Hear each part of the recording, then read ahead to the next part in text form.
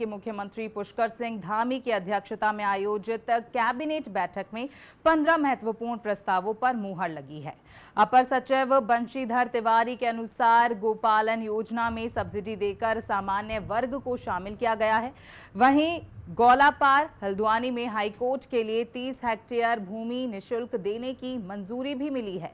साथ ही आपको ये भी बताते चले, उत्तराखंड मजदूरी संहिता नियमावली को मंजूरी देते हुए श्रमिकों को हर महीने की 7 तारीख तक समान वेतन देने का प्रावधान किया गया है। राज्य क्रीड़ा विश्वविद्यालय हल्द्वानी के लिए 122 पद सृजित करने और गंगा एक्सप्रेस वे के हरिद्वार विस्तार के लिए यूपी से समझौते को भी हरी झंडी दिखाई दी गई है।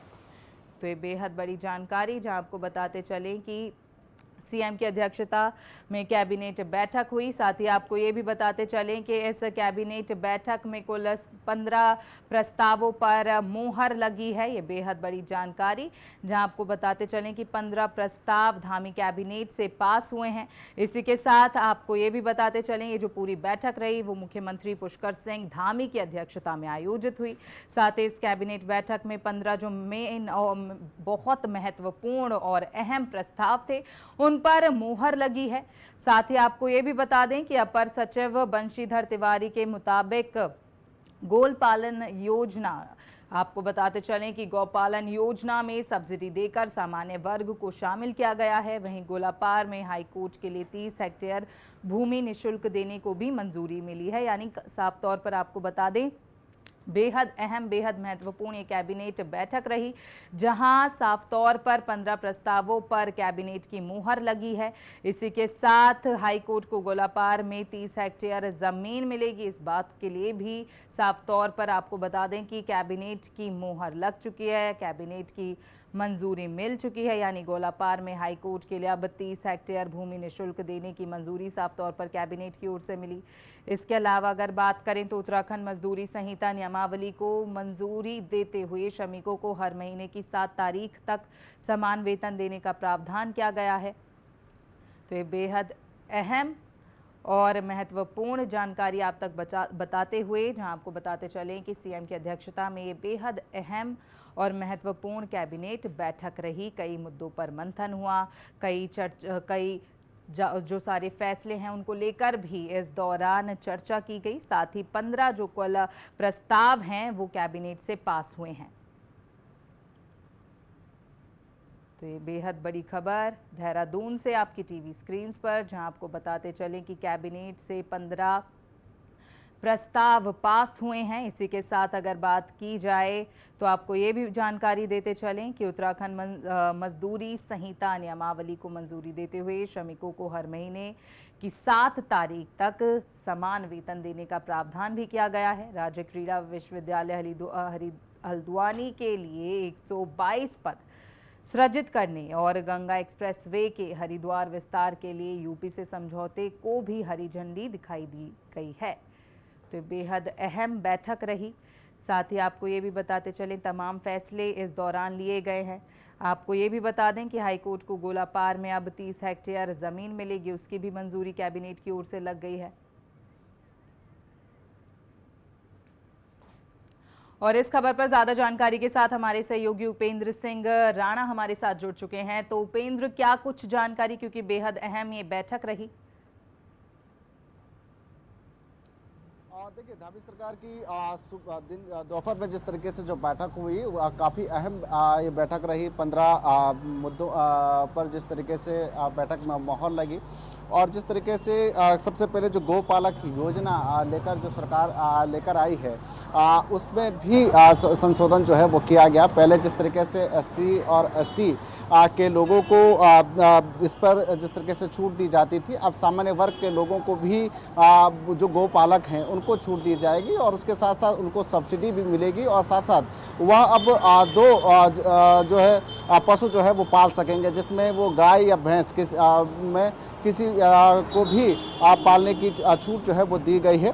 उसके साथ इको टूरिज्म को बढ़ावा देने को लेकर भी जिस तरीके से वन क्षेत्रों में जो पैदा होने वाली जो जड़ी बूटियां हैं, उसमें मुख्य सचिव की अध्यक्षता में एक जो उच्च अधिकारीय समिति जो है उसमें भी संशोधन जो है वो की गई है।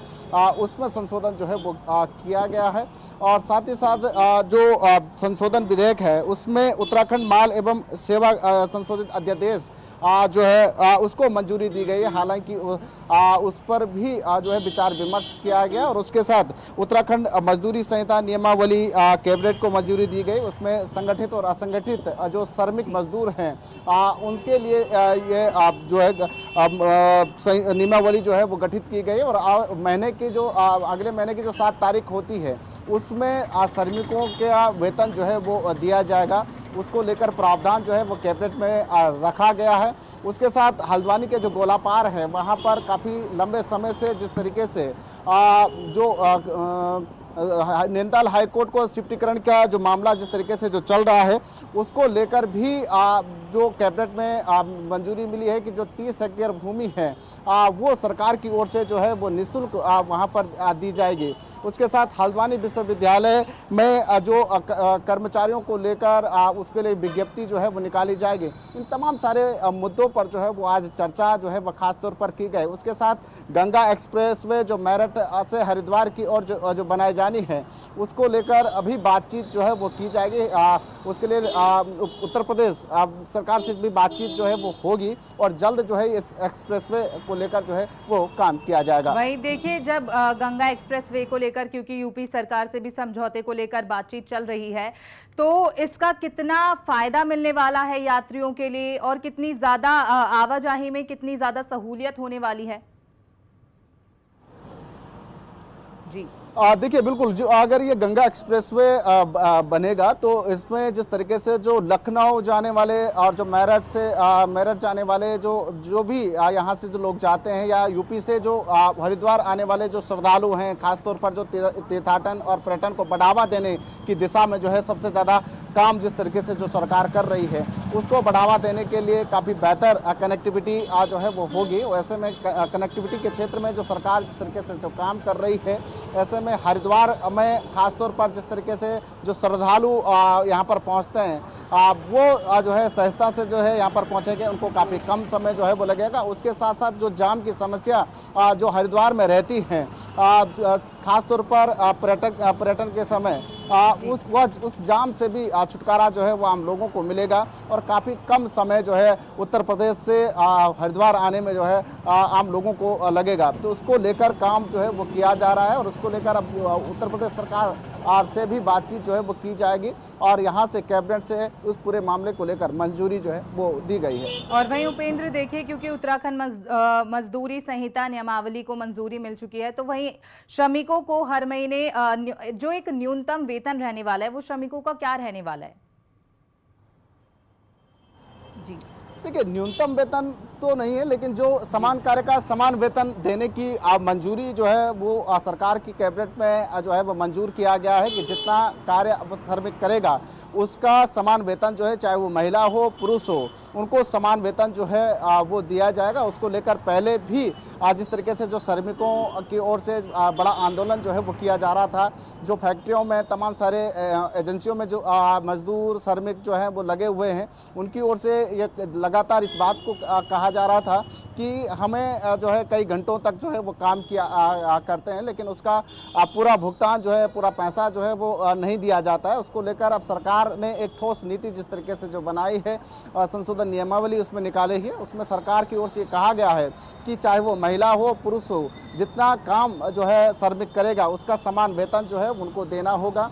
उसके लेकर नियमावली बन चुकी है, चाहे वो संगठित हो असंगठित श्रमिक हो, उनके लिए पूरी ये नियमावली जो है वो बनाई गई है। आने वाले समय में अब जो है जो भी श्रमिक हैं उनके जो भी काम होगा, जितने घंटे के वो कार्य कर रहे हैं, उनका उतना ही वेतन जो है उनको देना होगा। उसके साथ साथ जो लेट लतीफ़ा वेतन के समय पर जो होती थी श्रमिकों को, अब वो अगले महीने की 7 तारीख पर जो है उनको जो है पूरा भुगतान, पूरा वेतन जो है वो श्रमिकों को देना होगा। उसको लेकर मंजूरी जो है वो कैबिनेट ने दे दी। ठीक है उपेंद्र, इस पूरी जानकारी के लिए आपका बहुत बहुत धन्यवाद।